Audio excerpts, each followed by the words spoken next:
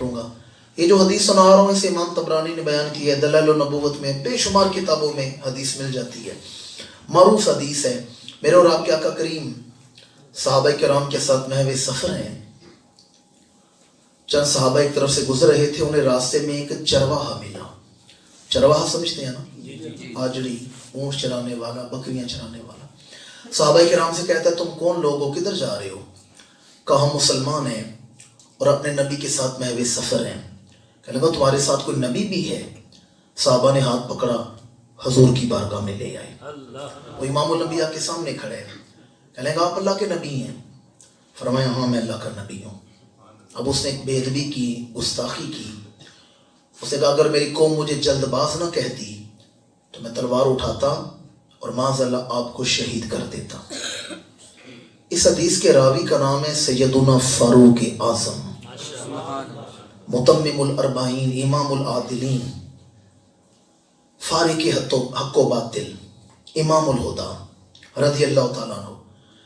اب مجھے ایمان سے بتائیں فاروق اعظم جیسا جنا حضور کے پاس کھڑا ہو، کون ہے جو حضور کی بے ادبی کرے اپنے قدموں پہ چل کے واپس چلا جائے؟ یہ جنا کا لفظ میں نے بڑا سوچ سمجھ کے بولا ہے، دانستہ بولا ہے. اور میاں صاحب ایک فرماتے ہیں کہ چٹی چادر پنبلا والی داغ نہ لامی جڑیاں، حشر دیارے فیر نہ کی ہائے ربا کی بنیاں. خواجہ غلام فرید فرماتے ہیں اے درداں دے قصے تے مرداں دے حصے. یہ میں کسی مرد کی بات آپ کو سنا رہا ہوں. فاروق اعظم اگر محفل کے آداب کا خیال نہ ہوتا تو میں برسر ممبر سے نیچے اترتا اور زمین پر بیٹھ کے آپ کو بتاتا کہ فاروق اعظم کا قد کم و بیش 7 فٹ قد تھا ان کا. کشادہ پیشانی، چوڑا سینہ، سرخ و سفید، روب و جلال والی ہستی. اور 7 فٹ کا جنا پتہ ہے حضور کے سامنے بیٹھتا کس طرح تھا؟ وہ بطل حریت حضور کے سامنے کیسے بیٹھتے تھے؟ اگر محفل کے آداب کا خیال نہ ہوتا تو میں آپ کو بیٹھ کے بتاتا. فاروق اعظم آتے حضور کی بارگاہ میں تو زمین پر گھٹنوں کے بل 2 زانوں بیٹھتے جیسے ہم اتحیات بیٹھتے ہیں اور اپنا سینہ اپنے گھٹنوں کے ساتھ لگا لیتے.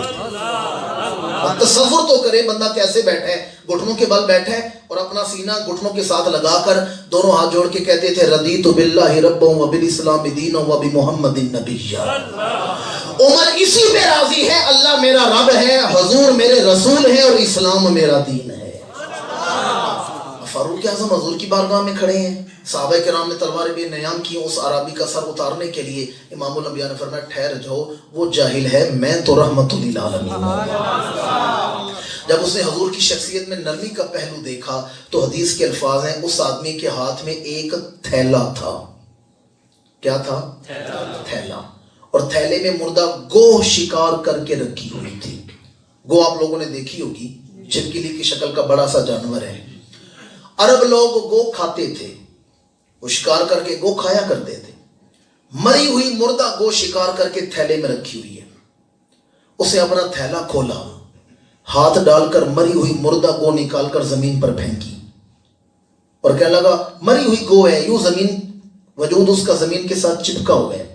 کہنے لگا اگر یہ مردہ گو زندہ ہو کر آپ کی نبوت کو بیان کر دے تو میں بھی آپ کا کلمہ پڑھ لوں گا.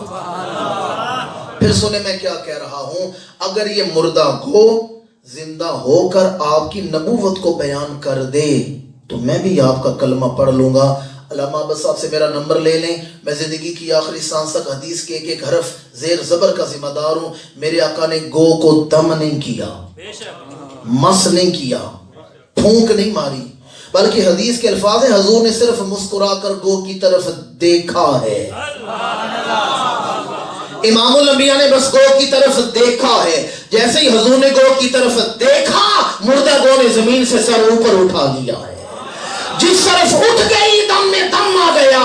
اس نگاہ عنایت پہ سارے شامل ہو جائیں، اس نگاہ عنایت پہ. جناب عیسیٰ روح اللہ کی بڑی شان ہے. آپ پیر کی ٹھوکر مارتے ہیں مردہ زندہ ہو جاتا ہے. کم باذن اللہ کہتے ہیں مردہ زندہ ہو جاتا ہے. میری ملت کے باشعور مسلمانوں، جناب عیسیٰ پیر کی ٹھوکر مارے تو مردہ زندہ ہوتا ہے. ہمارے آقا مسکرا کے دیکھ لے مردے زندہ ہو جاتے ہیں. نعرہ رسالت، نعرہ تحقیق، बशान मुस्तफा करीम। इमामुल अंबिया ने गो की तरफ देखा, गो ने सर ऊपर उठाया, फरमाया या दब्बो ए गो, या दब्बो ए दब अरबी ज़बान में गो को कहते हैं। फरमाया या दब्बो ए गो, गो इंसानी ज़बान में बोल के कहती है लब्बैका व सादैका या रसूल रब्बिल आलमीन, ए जहानों को पालने वाले रब के रसूल मैं हाजिर हूँ। ए जहानों को पालने वाले रब के रसूल मैं। आप लोग समझे नहीं मैं किस तरफ बात लेके जा रहा हूँ। आज लब्बैक के नारे हजूर के गुलाम ही नहीं लगा रहे, जानवर भी कहते थे लब्बैका या रसूल रब्बिल आलमीन। ए जहानों को पालने वाले रब के रसूल मैं। इमामुल अंबिया ने फरमाया मन ताबुद, तू किसकी इबादत करती है, तेरा इलाह कौन है, तेरा माबूद कौन है। अब गो अल्लाह की हमद बयान करी है। अल्लाज़ी फिस समाई अर्शुहु व फिल अर्दी सुल्तानुहु व फिल बहरी सबीलुहु व फिल नारी अज़ाबुहु व फिल जन्नति रहमतुहु। मैं उसकी इबादत करती हूँ जिसका अर्श आसमानों से आगे है, जमीन पर जिसकी हुकूमत है, समंदरों में वो रास्ते बनाता है, जिसके अजाब की जगह दोज़ख है, जिसकी रहमत की जगह जन्नत है। दरसे कुरान मजीद में बैठने वालों बड़ी आपकी तवज्जो का तालिब हूँ। गो अल्लाह की हमद बयान कर रही है। हमारे आका मुस्कुराए, फरमाए या दब्बो फमन अना, ए गो अब ये भी बता दे मैं कौन हूँ।